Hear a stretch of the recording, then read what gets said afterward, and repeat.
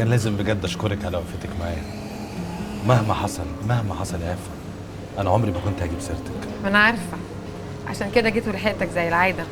يكش يدمر. لا هيطمر. مش عايزه تقولي لي بقى جبتيني منين؟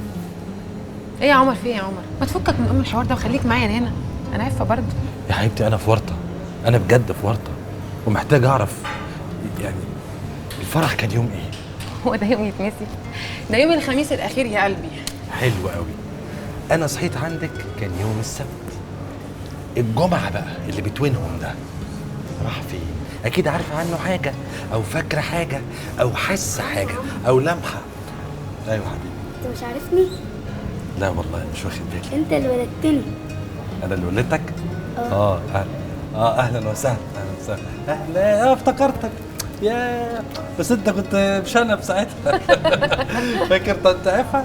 كانت بره على باب المستشفى. بصوت بقى لسه في الجنان برضه زي ما هي.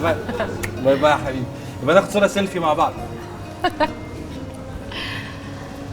افتكري بقى يا عفة. معرفش، انا كل اللي اعرفه قلته لك يا عمر.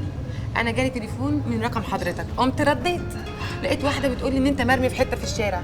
خدت بعضي على ملا وشي ورحت جبتك، بس ده كل اللي حصل. حلو قوي الكلام ده. الواحده دي بقى ركزي معايا. الواحده دي ما شفتيش، ما قالتلكيش حاجه مثلا يا دكتور؟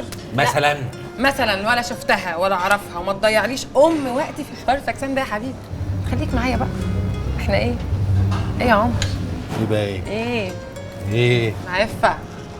بصي يا عفة حبيبتي، قول يا حبيبي عشان نبقى برضه واضحين مع بعضينا. مستنيه. انا اتغيرت خالص ما بقاش ينفع ارجع زي زمان.